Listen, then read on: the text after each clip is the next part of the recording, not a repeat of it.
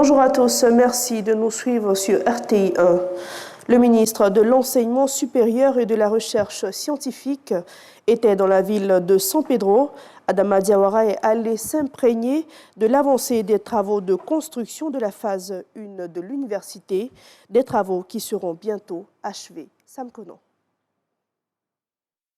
Université de San Pedro, le ministre de l'Enseignement supérieur et de la Recherche scientifique en visite de travail.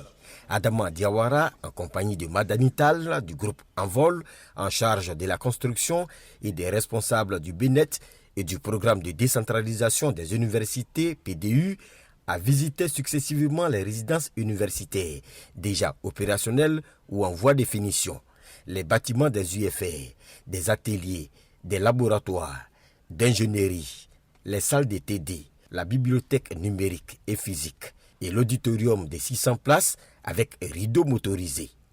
Je suis venu avec mes collaborateurs pour visiter l'université et nous assurer qu'effectivement le reste des travaux est achevé ou est presque achevé. Et cela dit, je crois que d'ici 2 mois au maximum, on devrait rentrer en possession du reste des infrastructures de la phase 1 de l'université. Sur San Pedro, sur 4 bâtiments de résidences universitaires, on en a réceptionné 2. Donc nous pouvons héberger 500 étudiants. Il reste 2 autres qui sont en voie de finition. Le ministre de l'Enseignement supérieur et de la Recherche scientifique voulait également s'assurer que les équipements scientifiques ont bien été reçus. Effectivement, une partie des équipements scientifiques a été reçue. Ces équipements sont actuellement en test pour pouvoir les installer et commencer les travaux pratiques avec les étudiants. La question du château d'eau, qui n'est pas encore fonctionnel, préoccupe également le ministre Adama Diawara. Après la visite, le ministre de l'Enseignement supérieur et de la Recherche scientifique et les partenaires du projet se sont retrouvés pour un débriefing. Du 11 au 15 décembre 2023, la Côte d'Ivoire va abriter les assises du comité exécutif de l'Union parlementaire africaine.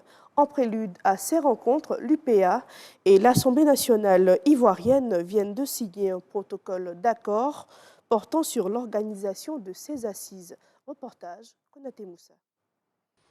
La 80e session du comité exécutif et la 45e conférence de l'UPA, Union parlementaire africaine, se tiendront à Abidjan. Cette signature de protocole d'accord matérialise la tenue effective de ces assises prévues du 11 au 15 décembre prochain en terre ivoirienne. C'est un accord qui est relatif aux obligations des 2 parties, c'est-à-dire donc le Parlement ivoirien et l'Union parlementaire africaine. Donc les obligations de chaque partie sont décrites dans ce protocole d'accord. Donc il est d'usage effectivement qu'avec le pays hôte, nous signons un accord du genre pour en fait bien caler les fréquences dans le cadre de l'organisation de nos conférences. C'est ce que nous venons de faire. Je voudrais saisir l'opportunité que vous me donnez pour remercier encore une fois les plus hautes autorités ivoiriennes pour avoir accepté, en tout cas, que cette conférence se déroule en tout cas à Abidjan. Près de 150 délégations parlementaires et institutions partenaires sont attendues à ces prochaines réunions de l'UPA. 2 grandes thématiques seront débattues, à savoir le commerce interafricain et la lutte contre le terrorisme. À présent, plus de 62 tonnes de produits médicaux ont été incinérés. Ce sont des produits de qualité inférieure et falsifiés. C'est dans le cadre de ces opérations que la direction régionale des douanes d'Aboisseau a procédé à la saisie de ces produits. Sephora Zegui.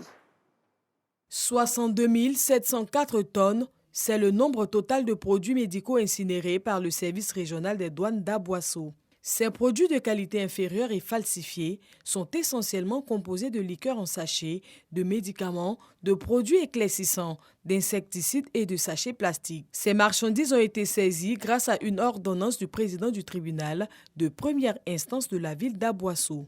Au-delà des drogues que nous connaissons, les enfants fabriquent eux-mêmes des produits pour consommer et se trouver à des seconds états. Et donc cette lutte-là doit permettre à notre pays, surtout permettre à notre région de lutter contre la drogue en milieu scolaire. L'incinération de ces produits dangereux est le résultat de la synergie d'action entre les forces de défense et de sécurité et les douanes ivoiriennes. Cette opération, qui contribue considérablement à sauvegarder la santé et la vie des populations, est fort appréciée par plusieurs personnalités, notamment le directeur régional de l'environnement, du développement durable et de la transition écologique du Sud Comoé. S'il y a incinération, c'est parce qu'il y a un travail qui a été fait au départ. Et j'encourage toutes les forces vives de la nation, que ce soit le FDS, la population surtout, à s'associer à la douane.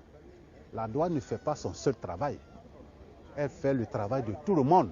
Je voudrais féliciter monsieur le directeur régional des douanes parce que chaque fois qu'il y a une incinération, cela montre et cela marque que le service en question ne regarde pas un autre intérêt que l'intérêt supérieur de la nation, l'intérêt des populations. Les douanes ivoiriennes ont pour mission de protéger les populations en empêchant l'entrée sur le territoire ivoirien des produits prohibés. Dans l'actualité internationale en RDC, c'est la dernière ligne droite vers les élections générales du 20 décembre prochain. La campagne électorale pour la présidentielle, les législatives et les provinciales a démarré hier dimanche. Plus de 70 000 candidatures sont en lice pour ces 3 scrutins. Autre actualité, plusieurs milliers de personnes se sont mobilisées à Paris, en France. C'était à l'occasion d'une marche silencieuse et apolitique pour la paix au Proche-Orient. Cette manifestation se tient une semaine après la marche contre l'antisémitisme à Paris. C'est tout pour ce 6h30. L'actualité revient dans 30 minutes.